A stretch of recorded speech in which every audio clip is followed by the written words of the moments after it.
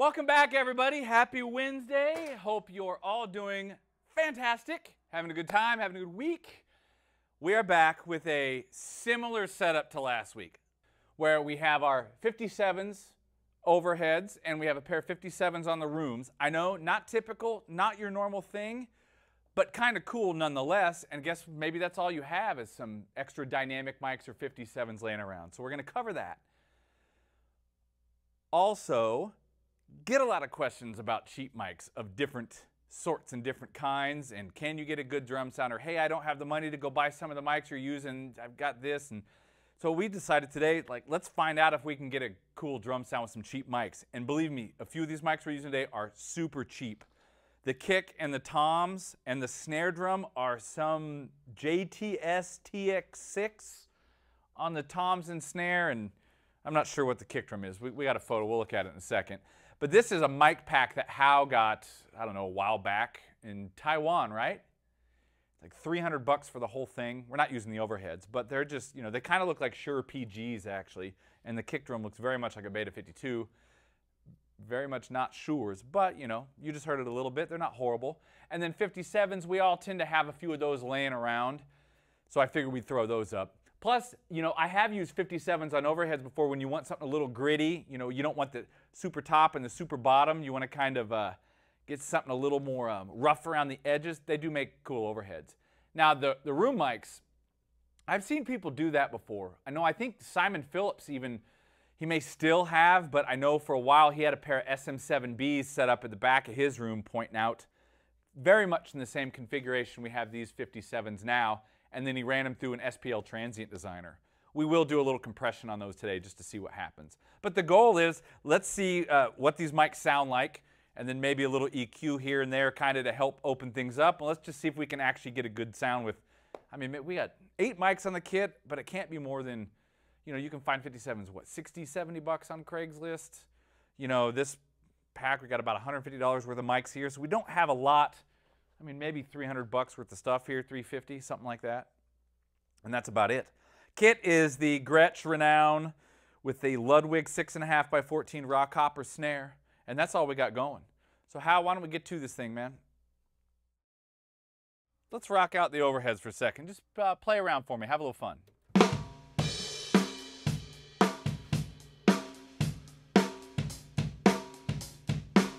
'57s are flat.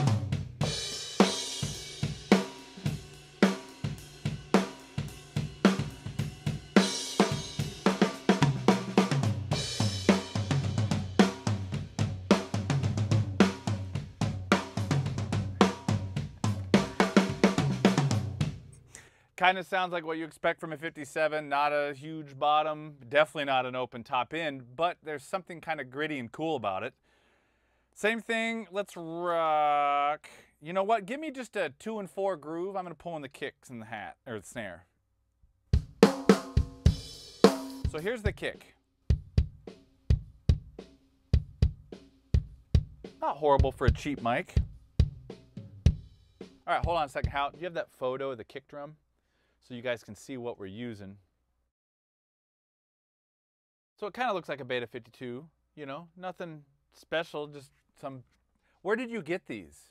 A store in Taiwan. Just a store in Taiwan? Yeah, so it's kind of no different than if you're looking for cheap mics, probably at a Guitar Center, Sam Ash, or even on Amazon, and you're just on a budget and you just pick one of those packs up, right? Hit the snare. Oh. Actually, not a bad snare sound. Do a kick and snare again.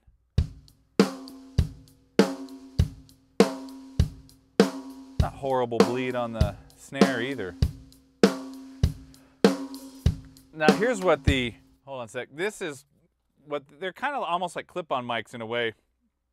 So this is what's on the snare and the toms. You know, so it's got the dial here and you can aim it back and forth. So it's actually kind of nice that it's short. We've got it.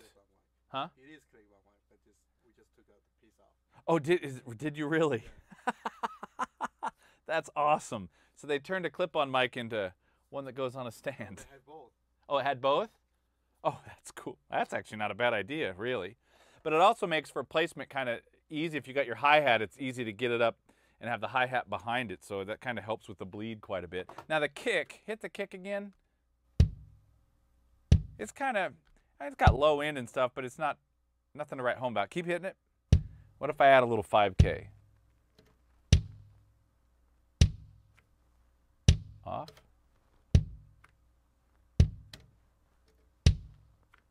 Play a groove for me again. Just kicking the snare.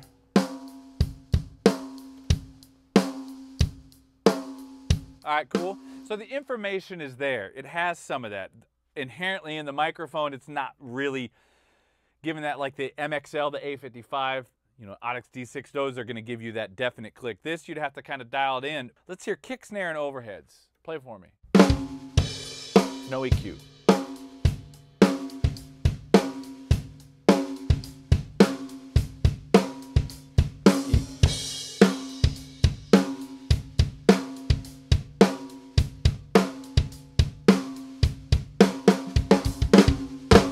All right, EQ definitely helps the kick drum. I'm gonna leave that 5K. It's how much am I pushing? I'm pushing quite a bit actually, about 6 dB of that, and that actually helps quite a bit.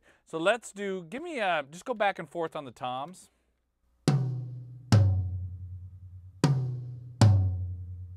They're not bad on the toms at all. Play tom groove.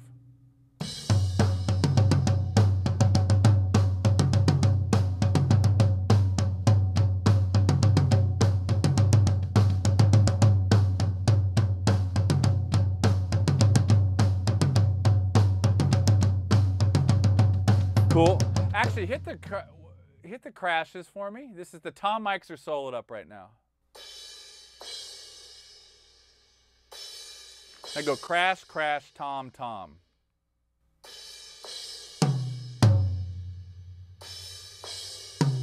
So there may be a little. It's not the tightest of cardioid patterns, for sure. But it's not. I mean, it's. You know, as long as you're not bashing cymbals, or even if they're a little further away, it wouldn't be too bad. But it sounds, you know, it's not like the PR30s where you get that really killer rear rejection. But the overall tone, not too bad. All right, last but not least, some room mics. You just play through everything for me. What's up, pair of 57?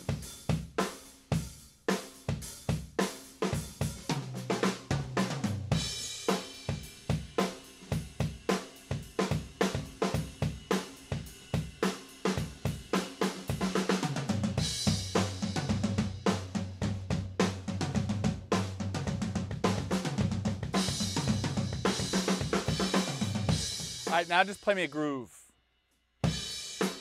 Now let's see what happens if we slam them with some Warm Audio 1176s.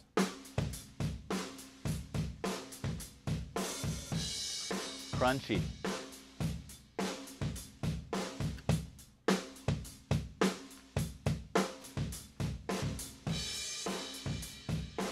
All right, cool. So here's what I'm doing with the Warm Audios. You got 57s, which are already going to be a little crunchy, a little limited. So why not make them even more crunchy and have a little fun? So the Warm Audio, I have all buttons in. Boom, we're hitting it hard. Yeah, you got that photo there. And you can see the input. I'm pushing the input quite a bit. And the attack and release is fast. Both fast attack, fast releases. And I'm actually looking for it to break up a little bit. You know, I'm not trying to, we got 57s up, man. We're not trying to make nice room sounds. You know what I mean? So we're using it for a bit of an effect. And we're going to see what happens. Play me a groove again. What if we add a little bit of top end EQ to the overheads? Play.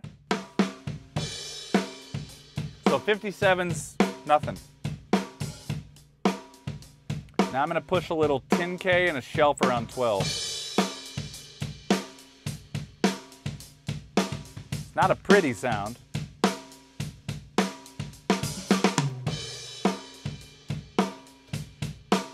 Let's bring everything in. No EQ.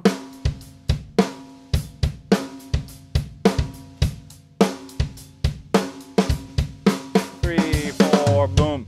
One thing I kind of noticed with the EQ is, although it does maybe help a little in the overheads, I also start hearing much more of the 57s picking up the room and what's around the kit, probably more than I would like since we have room mics. And we didn't set up any extra baffles or anything in the room. The room is just, it's just wide open.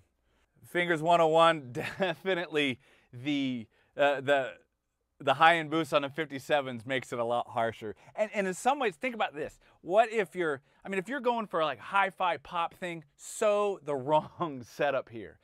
But two things. One, if you're doing anything that allows you to get a little more like depth or creative in your drum tones, this could be one of those things you might want to take a note of, going, okay, wait, a 57 pushing some top end is really crunchy. So if I've got a tune that I want that non-clean sound, maybe I throw up a pair of overheads, push the top, and just sneak them in there, and I get that. Or two, maybe it's the only mics you have a couple extra of, and you're just getting things going, and you have to use them, so you got to figure out what works and what's not. But I totally agree, man. That top end makes it a little crunchy for sure. Here's the big thing. It's like on its own, okay, it sounds one way, but what the hell does it sound like with the track? So we've got the same rock track from last week, and we're gonna see if this thing can actually have enough, you know, balls to make a rock recording. All right, brother, you ready? Yes. We'll play like the nice. We'll play like the intro. I'll stop you after the first chorus. That cool? All right, here we go.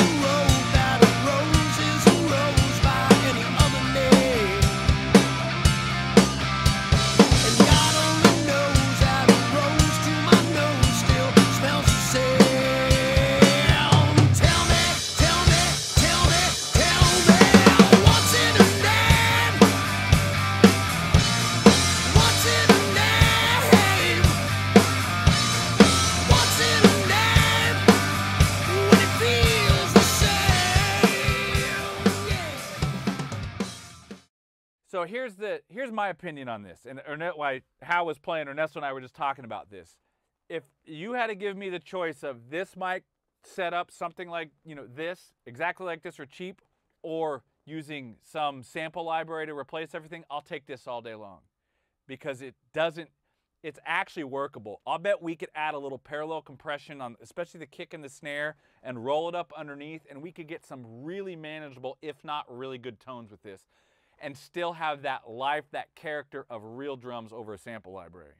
And you know me, you know, I'm not a big sample guy. Although I have used them when necessary, I prefer to try to find it real, and I think I would take this over samples all day long. Here's what I would do this week. Go find some cheap mics. I don't care what it is. Find something cheap and crappy and put it up and see what you can do with it. See if you can make it work in something you're doing. Maybe it's a room mic, maybe it's an overhead or something, and just see what happens.